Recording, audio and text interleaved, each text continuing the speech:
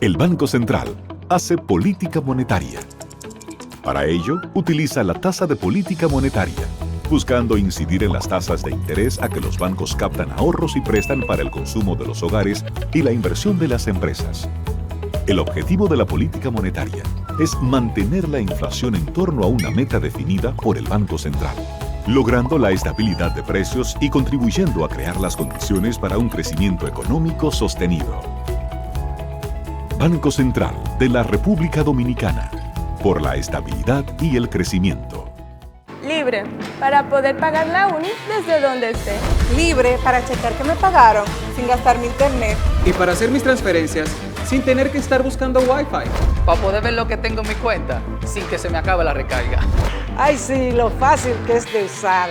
Sí, hemos liberado nuestra app Banreservas del consumo de datos para que aproveches todos sus beneficios tengas o no tengas internet, haya o no Wi-Fi y sin consumir tu recarga. Bájala, úsala y resuelve. App Banreservas, tu banco fuera del banco. Banreservas, el banco de todos los dominicanos.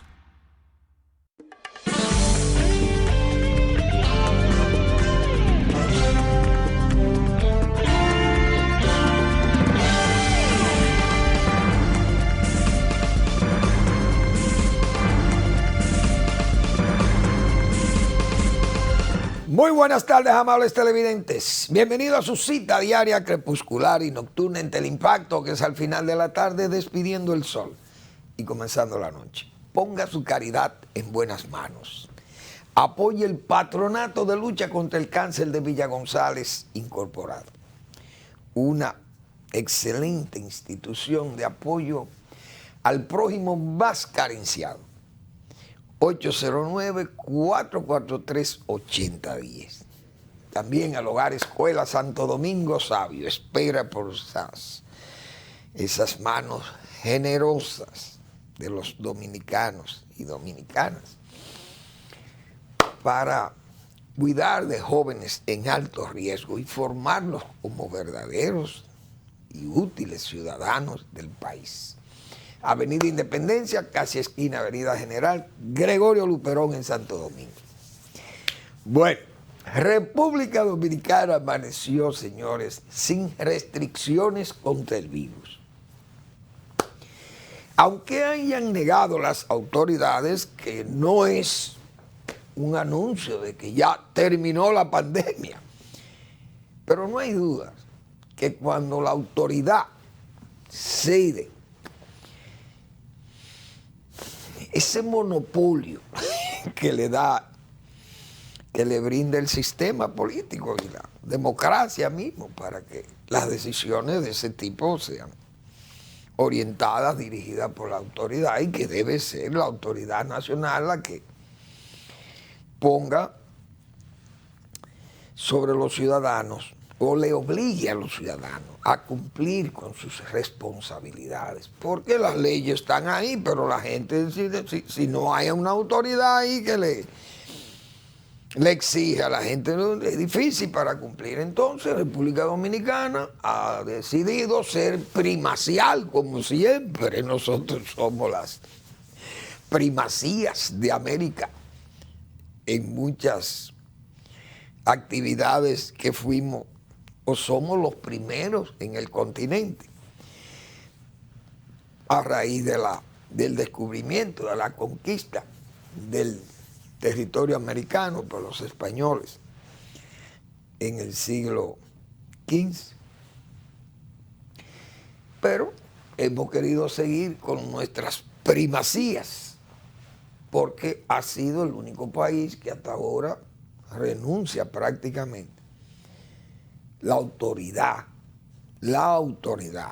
porque la gente no está dispuesta, no todo el mundo está dispuesto a no usar la mascarilla, pero la autoridad ha renunciado a la autoridad, valga la cacofonía o el pleonasmo. Es decir, no exigir restricciones, no exigir, por ejemplo, la mascarilla o las tarjetas vacunales para visitar o estar en sitios cerrados principalmente, o abierto, donde se haga la exigencia de esto. O, por ejemplo, el caso también de iglesias, cines, supermercados, etcétera, donde se estaban exigiendo estas, o los vehículos de transporte público, que se exigían las tarjetas de vacunación. Es decir, si se renuncia a todo eso, renuncia la autoridad a pedir esas cosas. Claro, el propio presidente de la República, él dijo que no era una imposición ni una obligación, que cada quien fuera responsable de sus actos, en este caso. Entonces, pensando nosotros, en nuestra ciudadanía está tan madura como para asumir responsabilidades de ese tipo. Una ciudadanía que ha dado prueba a muchas juventudes, principalmente el área de los jóvenes, de estar desbocado y respetando las normas, cumplieron poco con las restricciones, hubo que exigírselas. Y a pesar de todo, el presidente entonces en su discurso dice que la gente ya se sentía molesta, que la mascarilla, que molesta. Es verdad que molesta, pero no es verdad que nosotros tenemos mejor ciudadanía que la gente de Australia. No es verdad que estamos mejor educados que los australianos, o que los neozelandeses, o que los chinos. Entonces en China todavía, señores, se le teme a ese virus y se encierran 40 y 50 millones de gente, 5 veces la población de la República Dominicana. Y lo dejan confinados, que hasta el ánimo de los chinos se lo confinan, el régimen. Claro, es un régimen autoritario, pero es el régimen chino y es el que los chinos aceptan. Entonces, un mundo que todavía vemos en Europa, esa Europa cultísima, de buena ciudadanía también, con restricciones que mantiene la autoridad. Y ahí sí se puede, usted podría tal vez decir, miren, vamos a dejarle esto a la responsabilidad de los ciudadanos. En Alemania, en Francia, en Holanda, en Dinamarca, Suecia, etcétera, porque esa gente tiene una disciplina y son gente con un buen concepto de lo que es ciudadanía.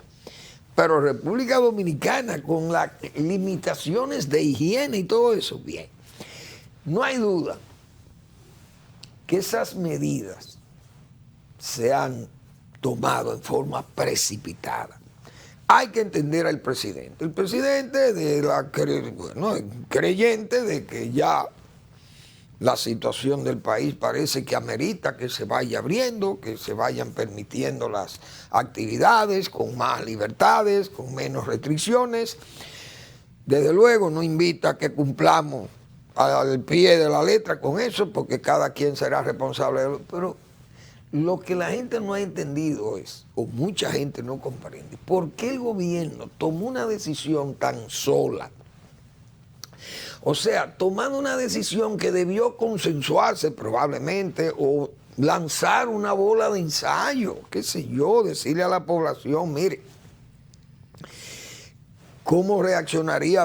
Vamos a ver cómo reacciona la población si anunciáramos que se va a pedir la opinión de algunos gremios, principalmente gremios profesionales como los médicos, pero no se consultó ni a los médicos. Incluso el mismo ministro de Salud Pública, en la mañana lo entrevistaban y nunca negó que esas restricciones estaban ahí, entonces fue también tomado como de sorpresa por el discurso del presidente. Eso ha caído un poco mal porque la gente entiende que eso ha sido muy sorpresivo, que ha sido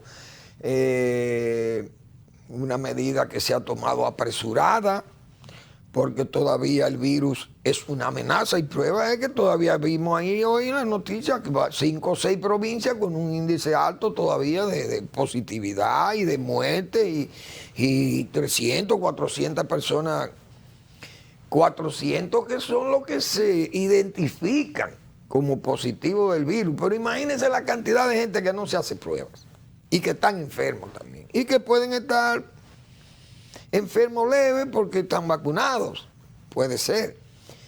Ahora, los médicos, la mayoría de los médicos,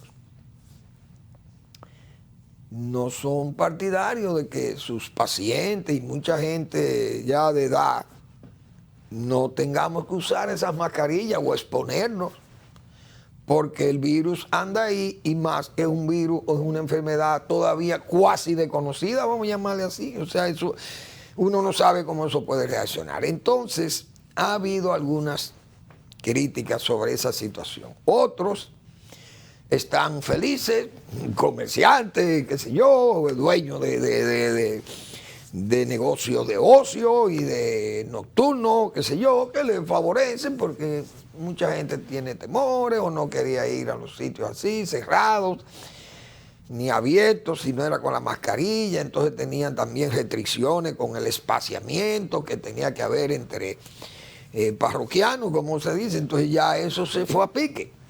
Entonces, bueno, ese sector está contento.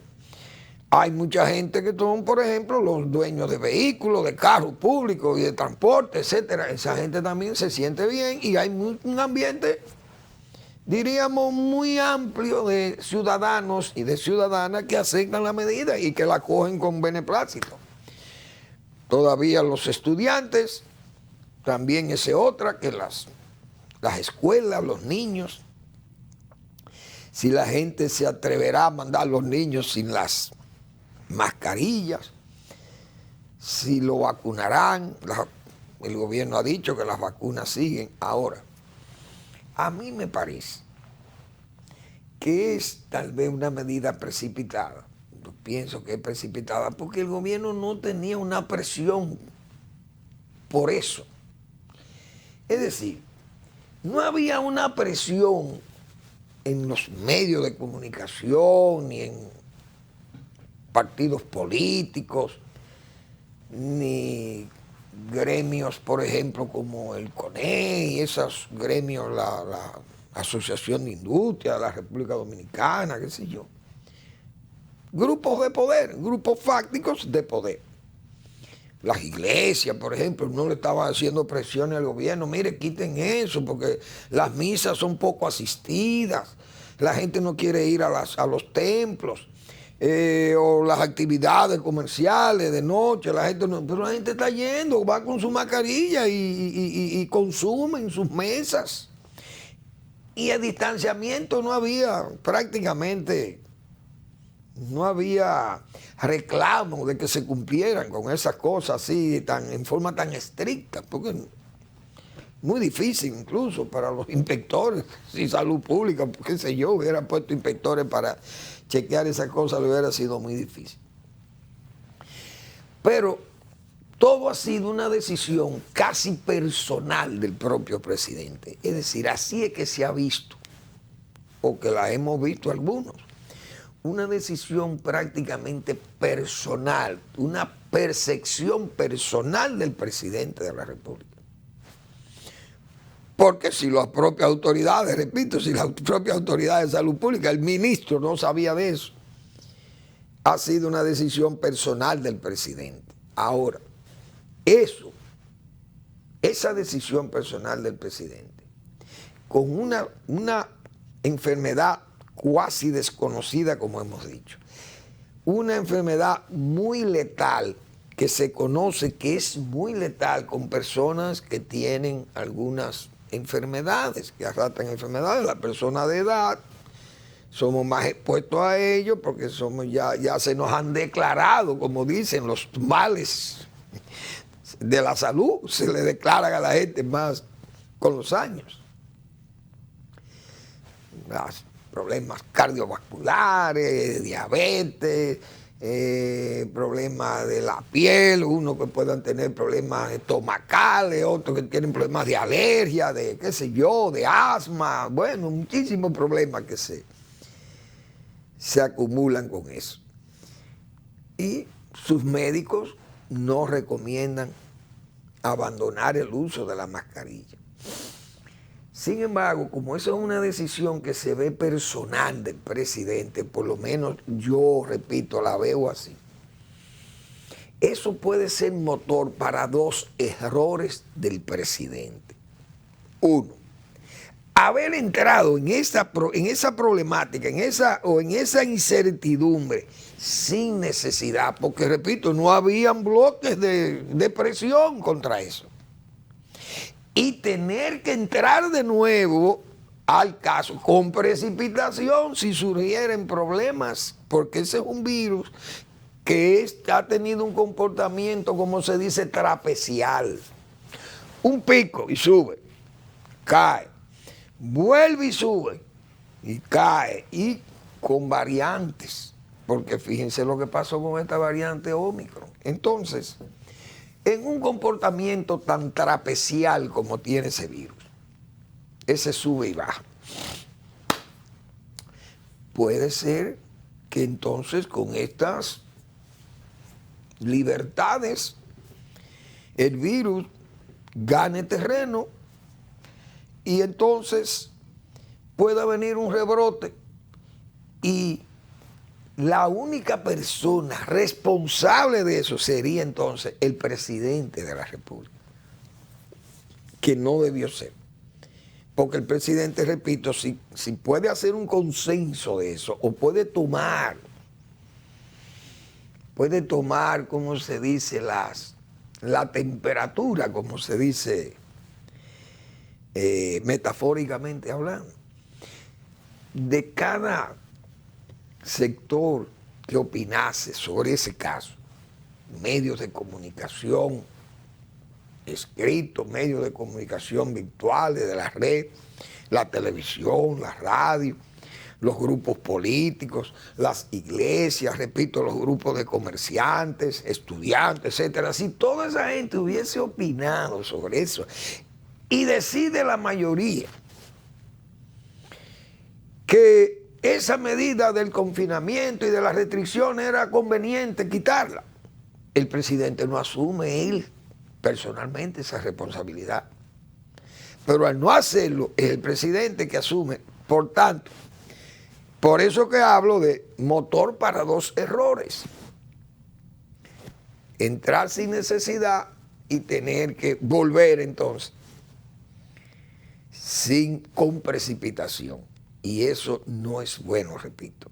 Eso no le hace bien al presidente de la República. Vamos, ojalá todo salga bien, pero también hay que decir que ha sido muy valiente, pero también muy arriesgado. Y en materia de gobierno no se puede andar jugando al azar, a la suerte y a esas cosas. No se puede jugar con eso, hay que ser juicioso. Vamos a esperar. Pero la verdad que hay situaciones como esa señores, hay que ver lo que es China.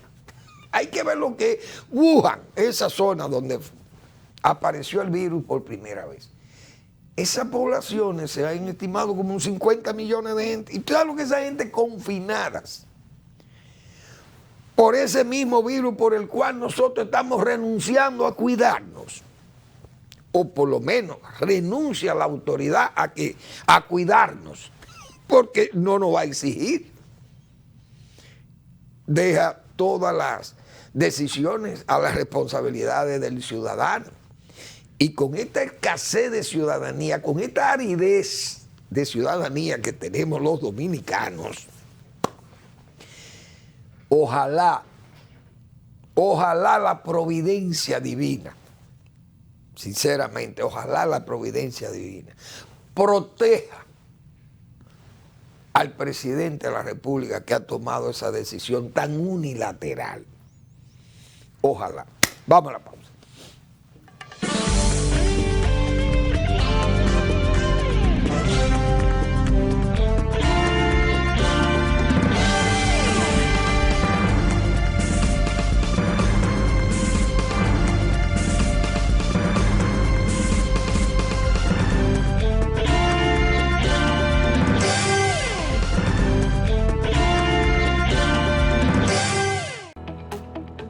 El Banco Central hace política monetaria.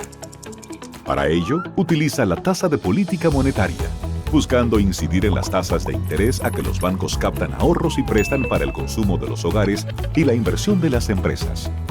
El objetivo de la política monetaria es mantener la inflación en torno a una meta definida por el Banco Central, logrando la estabilidad de precios y contribuyendo a crear las condiciones para un crecimiento económico sostenido. Banco Central de la República Dominicana, por la estabilidad y el crecimiento. Libre, para poder pagar la uni desde donde esté. Libre para checar que me pagaron sin gastar mi internet. Y para hacer mis transferencias sin tener que estar buscando Wi-Fi. Para poder ver lo que tengo en mi cuenta sin que se me acabe la recarga. Ay, sí, lo fácil que es de usar. Sí, hemos liberado nuestra app Banreservas del consumo de datos para que aproveches todos sus beneficios tengas o no tengas internet, haya o no Wi-Fi y sin consumir tu recarga. Bájala, úsala y resuelve. App Banreservas, tu banco fuera del banco. Banreservas, el banco de todos los dominicanos.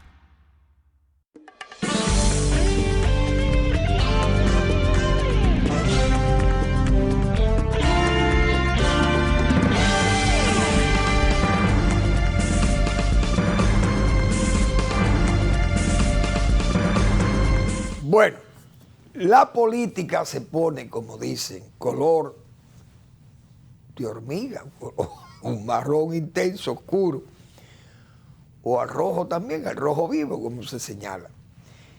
3 partidos de oposición, los 3 partidos probablemente más importantes, o no probablemente, son los 3 más importantes de la oposición hasta ahora, que es el PLD, o laboral danilista, como yo le llamo, la Fuerza del Pueblo y el Partido Revolucionario Dominicano.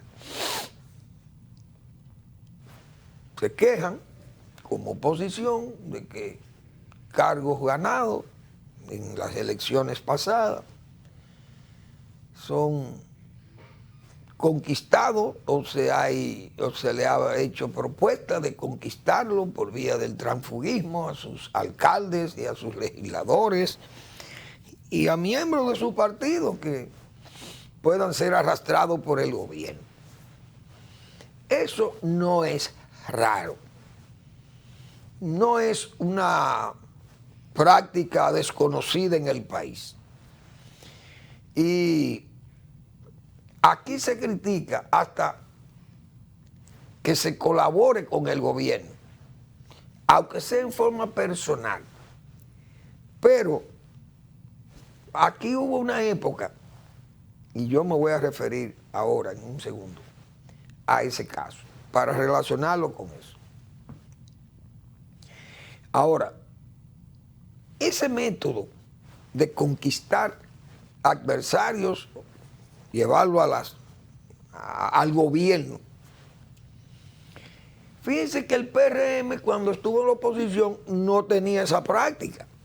¿Por qué cuando está en el poder toma esa práctica de conquistar? Y ya lo hemos visto porque en Salcedo se dio el caso, en San Juan de la Maguana se dio el caso. Algún atractivo hay que brindarle, un cebo o algo, hay que brindarle al tránsfuga para que se vaya, porque usted entiende que una persona que sea militante de un partido que no tiene un cargo que ocupe en el partido, que el partido, por ejemplo, le pague para que haga actividades, o si él trabaja en otra área, esa gente pueden ser conquistados, pero es muy difícil que esa gente se trate de conquistar porque es un militante más, y eso entonces se ve como de oportunista, llegar al gobierno a buscar un cargo para lucrarse de ese cargo, pero él no aporta más nada. Se puede interpretar así, o puede aportar algunos votos, bien, algún interés, pueda tener con militantes que le sigan. Los más codiciados son los electos, porque en los electos tienen mayores seguidores, principalmente los alcaldes, porque tienen una matrícula de gente empleada ahí y de gente que maneja presupuesto y pueden, el atractivo lo tienen, el cebo para debilitar al adversario es el cargo, la alcaldía, o si un diputado tiene también, o un concejal, qué sé yo, que tiene la ventaja de que pueden variar resultados en alcaldía, crear mayorías, o en el mismo Congreso para sus aprobaciones de leyes y constituciones y todas esas cosas. Eso se ve mal, pero, repito, no debe estar alarmada la oposición. Ahora, un error de la oposición, ir a la Junta Central Electoral. ¿A qué ustedes van a la Junta Central Electoral? No van a nada. Porque la Junta Central Electoral, ¿qué es lo que va a hacer la Junta Central Electoral? ¿A quién le va a reclamar la Junta Central Electoral? Al gobierno. El gobierno va a decir, mire, yo no tengo que ver con eso.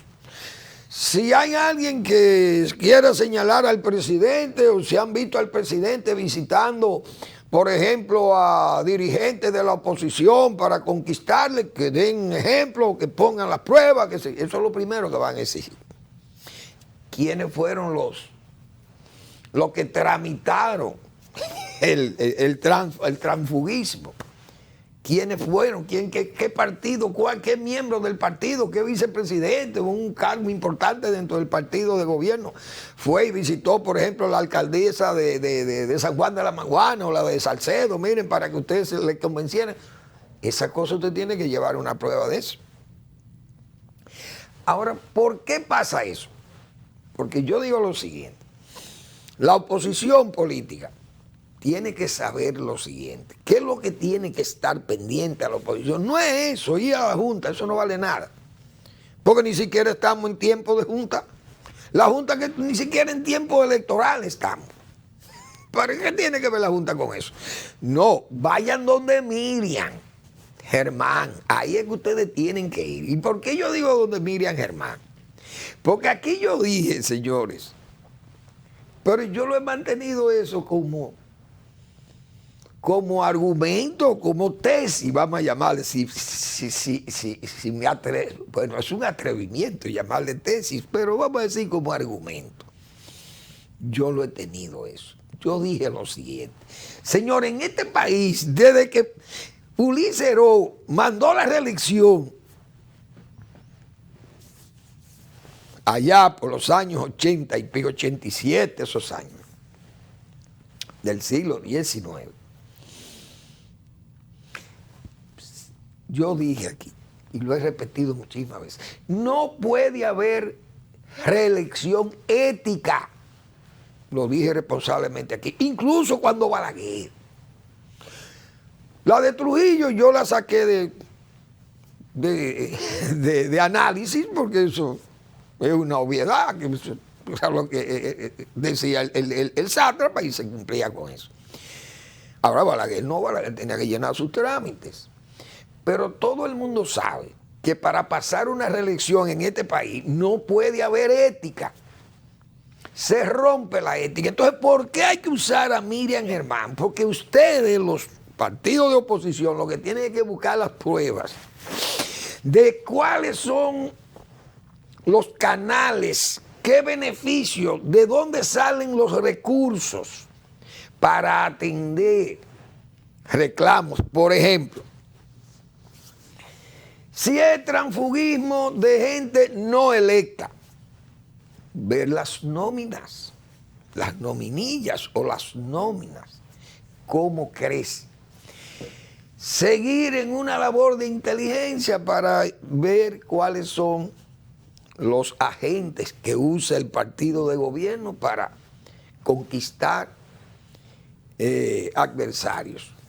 Tercero, ponerle una carnaza al gobierno para usted tomar las evidencias de que hay un interés del gobierno o del partido de gobierno de conquistarle esa gente. Entonces usted documenta esos asuntos y va donde Miriam Germán, mire, señora Procuradora General de la República, mire, estos son recursos públicos que se están usando para fines políticos. Entonces doña Miriam Germán está obligada a castigar eso, sea el funcionario que fuere. Y si ella no actúa con las pruebas ahí, entonces ahí mismo, decía yo, se cae la transparencia y la lucha contra la corrupción en la República Dominicana. Porque no hay una reelección que se pueda pasar en este país si no es con corrupción. ¿Qué va a pasar aquí cuando vengan las elecciones municipales? ¿Por qué el gobierno quiere unificar esas elecciones? Pienso yo. Porque si están separadas las elecciones, lo que pase allá primero con las elecciones municipales, vamos a ver el desbordamiento de los recursos públicos lanzados a la conquista del voto del adversario o del voto no definido, no militante, el voto que puede ser simpatizante, pero puede ser tomado por otro partido, sobre la base de abusar con el uso de los recursos públicos. Oferta de empleos, llevarle electrodomésticos, qué sé yo, las maderas, las madrinas aquellas. ¿Ustedes se recuerdan? Porque es que no hay forma de pasar una reelección si no es con corrupción. ¿Cómo se pasaban las reelecciones de Balaguer? Bueno, todo el mundo sabe que en las reelecciones de Balaguer había una inclinación de los recursos públicos, se usaban. Los vehículos, el combustible, los empleos, las exoneraciones, muchísimos mecanismos tiene el gobierno. Entonces hay que estar al acecho de esas cosas, porque un tránsfuga no se va por amor al arte, porque eso no sería un tránsfuga. Si yo me cambio, porque a mí me da la gana de cambiar de partido político, yo me puedo cambiar y nadie me está ofreciendo dinero, ni me está ofreciendo canonjías. Puedo cambiar porque nadie está obligado a estar en un partido político. Y menos en estos tiempos que ya la ideología, eso se esfumó, como se dice. Ahora, yo recuerdo, por ejemplo, en el año 1966, Joaquín Balaguer llega al poder, vence al PRD en unas elecciones que el PRD entendió que fueron muy cuestionadas, que fueron amañadas, que había mucha parcialidad, etcétera, etcétera. Pero bien, Balaguer gobernó. Balaguer, un político de altura, político de nivel, y un hombre consciente de la situación que vivía el país en el año 66, saliendo de la Guerra de Abril.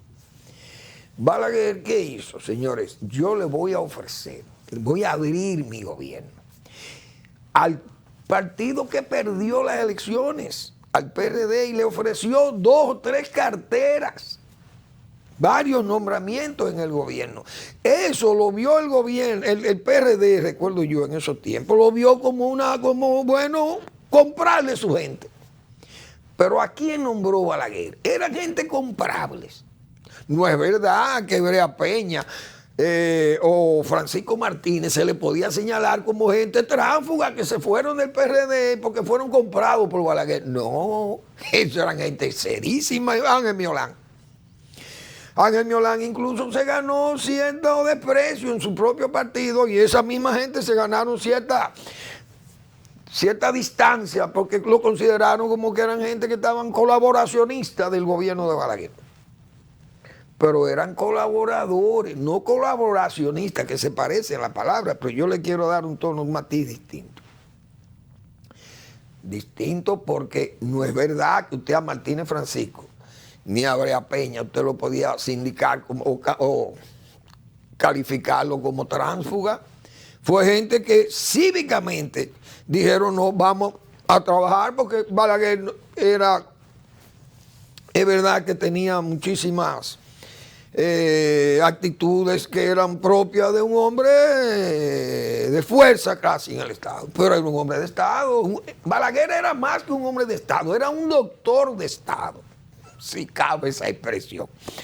Entonces, Joaquín Balaguer dio prueba de que se podía participar y no necesariamente tenía que ser vendiendo la condición de militante de un partido político.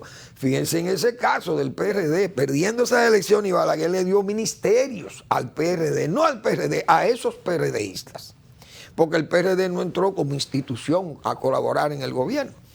Sin embargo, la matrícula de senadores del PRD apoyaba leyes, como por ejemplo la ley de austeridad, fue aprobada por la matrícula del PRD en el Congreso. Ahora, eso, cuando el Partido Revolucionario Moderno anunció que iba a modificar los estatutos de ese partido para abrir la posibilidad de la reelección de Luis Abinader, porque la reelección constitucionalmente está permitida. Nosotros dijimos, ahí se está abriendo la caja de los truenos, porque eso va a traer problemas, porque ya todo acto que haga el gobierno se ve reeleccionista. Incluso esas decisiones se ven como reeleccionistas, esa decisión del presidente de quitar las restricciones y verse abrumado, porque ahí también ha tenido muchos problemas. El gobierno le han caído algunos errores y hay gente ahí, ministros, que no dan pie con bola.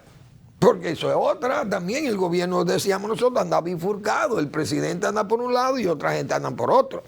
Entonces se anda a tiendas con muchos problemas que no son, diríamos, de origen local, como este de la inflación y todos aquellos problemas de la pandemia, etc. Pero el manejo del gobierno, los errores que continuamente se están viendo en el gobierno, esos errores y todo ese cúmulo de patinazos que da el gobierno, le van debilitando, van mellando la credibilidad en el gobierno y termina la gente. Entonces, imagínense, después, además de las, diríamos, huida del gobierno a las responsabilidades por vía de estos fideicomisos y todas aquellas cosas que se ven como si fuera que el gobierno le tiene miedo a las responsabilidades, más las promesas y ofertas y vamos allí, voy a la UAS y anuncio todas las obras que necesita la UAS, pero ¿cuándo la van a hacer y cómo se va a poder hacer?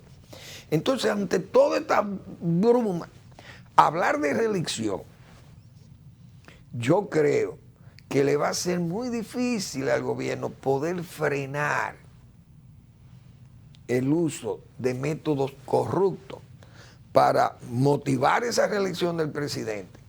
Y al mismo tiempo, no solamente la reelección del presidente, tal vez más controlable que la reelección o la elección de esos municipios y de esas candidaturas de senadores y diputados, porque la gente que está en el gobierno va a querer usar sus recursos. Y van a ser tan obvios, van a ser tan visibles, tan de bulto, que hay que coger para donde Miriam Germán. Por eso es que estoy hablando de doña Miriam Germán. Pero vamos a una pausa y regresamos.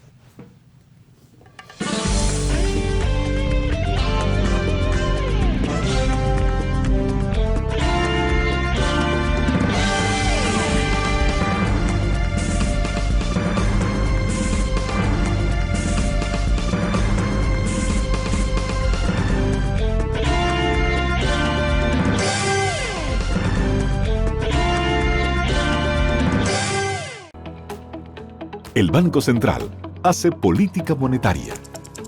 Para ello, utiliza la tasa de política monetaria, buscando incidir en las tasas de interés a que los bancos captan ahorros y prestan para el consumo de los hogares y la inversión de las empresas. El objetivo de la política monetaria es mantener la inflación en torno a una meta definida por el Banco Central, logrando la estabilidad de precios y contribuyendo a crear las condiciones para un crecimiento económico sostenido.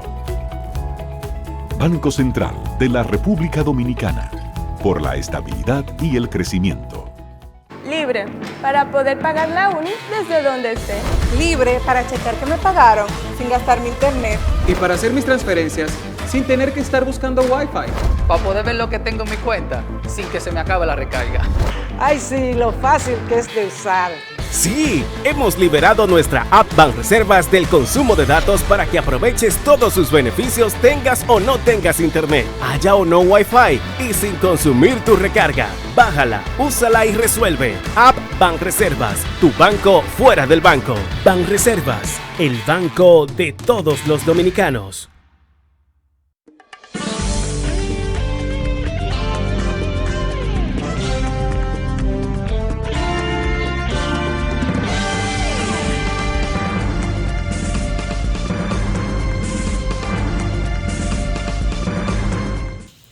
A medida que entre ese frenesí reeleccionista, que uno sabe cómo eso entra, penetra a los gobiernos, a menos que tengamos esa primacía de que por primera vez pasaría una reelección ética en el país, que los recursos públicos nunca fueron tocados, ni siquiera, ni atisbo de corrupción, ni amago de corrupción en el gobierno. Eso sería una situación casi de premio, de olimpiadas electorales en la República Dominicana, de que pueda pasar un proceso como ese sin ver el uso y el abuso del uso de los recursos públicos. Entonces, por eso, vamos a ver el comportamiento. Esa Procuraduría General de la República no resiste eso. Yo digo que Miriam Germán, percibo, no que lo digo con certeza, pero la percepción me dice a mí que doña Miriam Germán no pasa de este año en la Procuraduría General de la República y probablemente debe estar deseando irse, pienso yo. ¿Por qué? Porque es que ya doña Miriam le van a venir también sus críticas, no solamente las que hace Manuel Fermín aquí, que tengo meses largos señalándole a Miriam Germán que ella es la que tiene, como se dice, el juego detenido o no detenido, sino frío, con respecto a los reclamos que tiene mucha gente con respecto a la corrupción que todavía no ha sido tocada, no ha sido destapada. Todavía el terapiche es semiabierto. Todavía ese tufo maloliente de inconducta de ese terapiche pasado no se ha tocado porque fíjense casos como ese que hemos señalado nosotros, de esa querella de participación ciudadana que la tiene la propia Miriam Germán ahí, no la toca. Entonces, dígame usted, no se toca eso. Tampoco toca el caso de las visitas sorpresa. No se toca eso.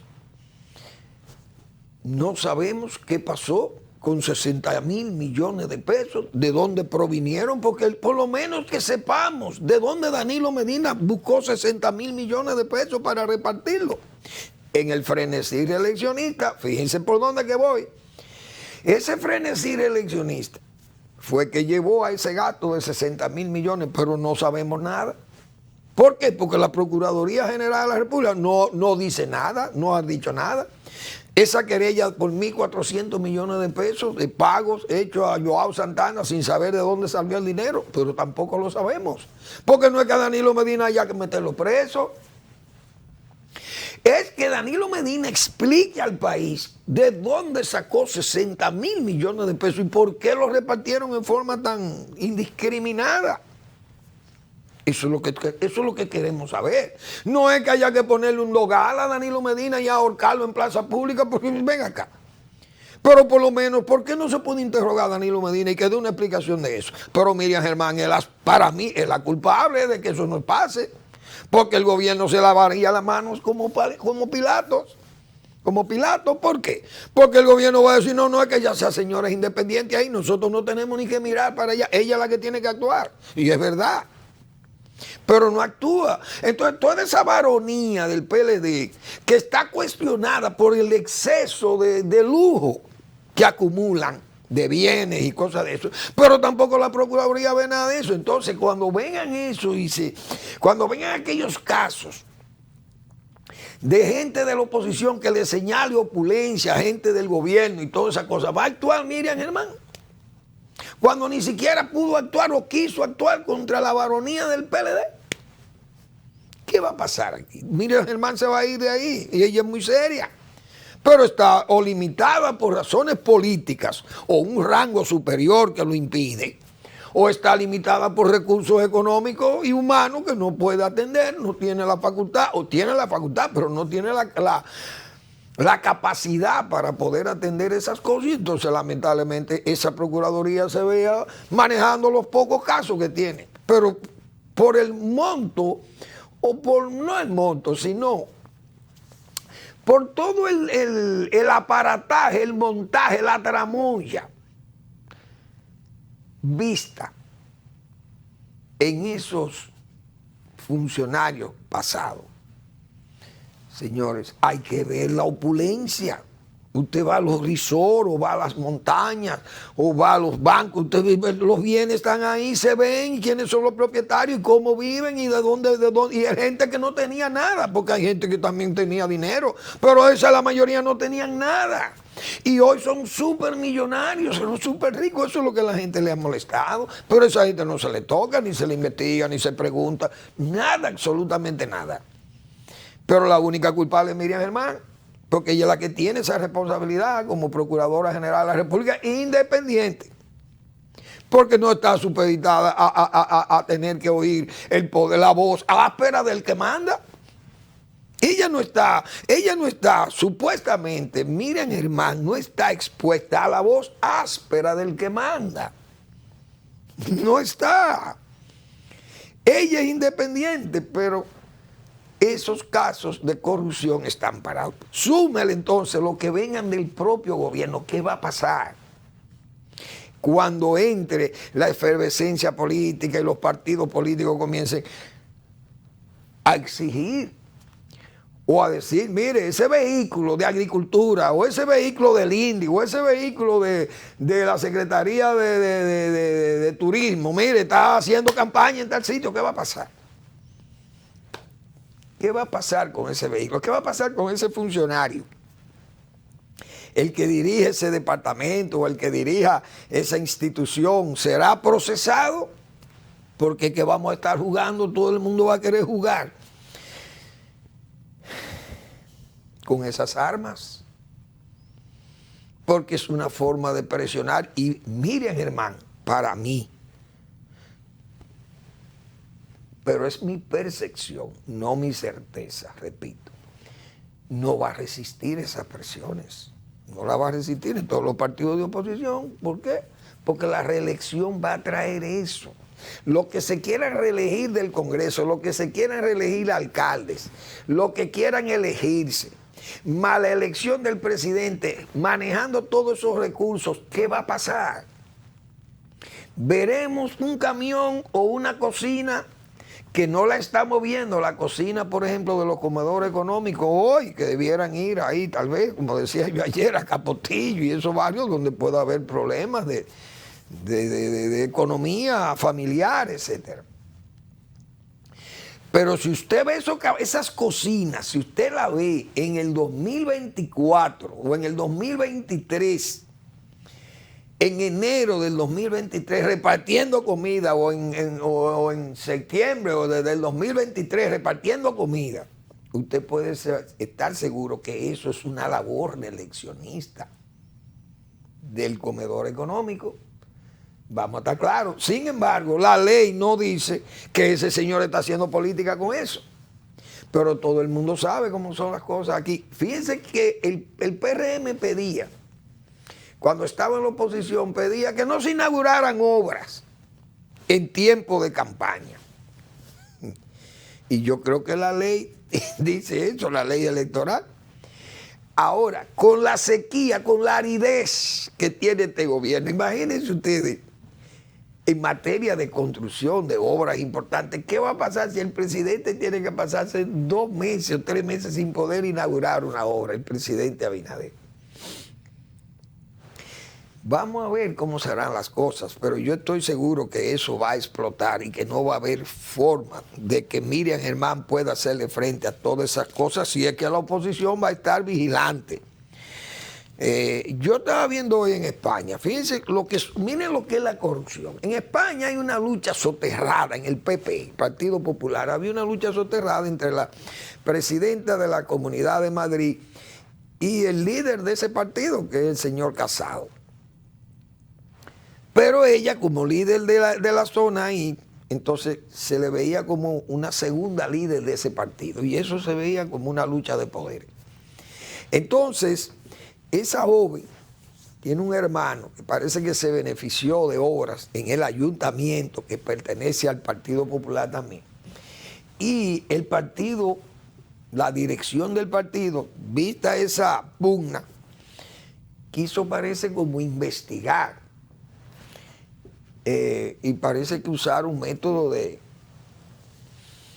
espionaje y eso contra ella, la muchacha, la Díaz Ayuso, porque el hermano parece que ha dado sospechas muy válidas para que haya la inquietud de que ha habido actos de corrupción y que se ha beneficiado por esa cercanía, por ser hermana de ella. Eso como que lo han aprovechado para defenestrar a esta muchacha. Y eso es un acto de que es un acto de corrupción, pero eso mismo es lo que va a hacer la oposición aquí. Porque la oposición aquí, desde los tiempos de Balaguer, se sabe que, bueno, que los recursos, aquella reelección o aquella repostulación de Hipólito Mejía, había que ver el desorden, repartiendo madera, las famosas madrinas del INVI, y cemento, y repartiendo de todos los solares, y las tierras del CEA las repartían con una foto, los títulos llevaban una foto de Hipólito Mejía, imagínense ustedes. Y miren el esplendoroso fracaso en que terminó aquello. Pero ¿qué pasa? La reelección Leonel Fernández, la reelección de Leonel, también se usan los recursos públicos, y la reelección de Danilo Medina todavía más indecente, porque eso compró mayoría, estupraron Constitución, estupraron el Congreso con todo. Y esa visita y todo eso, esa campaña de titulación, ese frenesí reeleccionista, toda esa titulación es producto de eso. Pero ahí está don Luis Abinader con el mismo frenesí, titulando terrenos públicos del Estado, dándole títulos definitivos a la gente sin mérito, muchos. Porque mucha gente tiene mérito, pero otros son producto de invasiones ilegales, de forma ilegal y abrupta. Llegaron a esos terrenos, lo ocuparon, revendieron, hicieron, y hoy son premiados. Sin embargo, el CEA, usted compra allí un terreno, tiene años que lo ha pagado y le da dificultad tal vez para poder pedirle un título definitivo a usted, que ya usted pagó y todo. Entonces, el que ocupó en forma violenta e ilegal, entonces, bueno, le dan el título. Pero eso es parte del frenesí reeleccionista. Entonces, cuando un gobierno no tiene obras físicas que exhibir, apelas a esos métodos de que regalar tierra, porque eso es lo más fácil. Yo me acuerdo cuando Balaguer llegó al poder de nuevo en el 86. El doctor Balaguer es un hombre que salía toda la semana a entregar obras. Pero comenzando un gobierno, Balaguer no podía entregar obras. ¿Qué hacía? Vamos por la vía de la reforma agraria. Entonces Balaguer iniciaba el año en 1986, arrancó entregando terreno. Puso ahí a un director de reforma agraria que comenzó a entregarle terrenos que no eran terrenos aptos para un asentamiento agrario, pero lo entregaban a lo loco. Porque tengo que decir las cosas con seriedad y con honestidad. Pero el doctor Balaguer, mientras se estaban construyendo las obras para inaugurarlas después, Balaguer se mantuvo entregando tierra del CEA. Bueno, vamos a cogernos ahí en el 56, en Hormiguero, en Hormigo, en La Playa, y qué sé yo, en Básima, vamos a entregar ahí, y iban y se entregaban esos terrenos. Entonces, los directores siguientes tuvieron que corregir muchas anomalías. Ahí habían asentamientos que se hicieron en gabinete. Y entonces usted iba al terreno y aparecía allí una zanja o un drenaje y se llevaba la tierra que había ahí, entonces esa gente había que reasentarla. Y yo estoy hablando con propiedad porque fui su director de reforma agraria, señores, y tuvimos que hacer muchas correcciones de ese tipo. Pero es que uno sabe lo que son las reelecciones. Y hay que ver lo balaguerista que es Manuel Fermín, pero yo no voy a venir aquí a ocultar la verdad. Eso no es verdad. Entonces, prepárense, presidente Abinader, que le va a ser difícil usted controlar eso. Miriam Germán, prepárese a recibir una lluvia de problemas de ese tipo. Y usted se va a ver abrumada, precisamente porque ¿cómo va a poder atender aquellas cosas? Y la oposición no le queda más remedio que apelar a ese recurso como una forma de debilitar el único, probablemente uno de los mejores andamios en lo que se pueda sustentar el gobierno de don Luis Abinader, que es el de la transparencia y el de haber nombrado una fiscal especial, una fiscal independiente, que si no ha actuado contra los corruptos no es culpa del gobierno, sino de la propia fiscalía. Les invito a que vean, o a lean, mejor dicho, la pregunta del doctor Marino Vinicio Castillo. Recuerdos arremolinados. Gracias por su atención. Nos vemos mañana en otra entrega de Al Final de la Tarde, despidiendo el sol y comenzando la noche.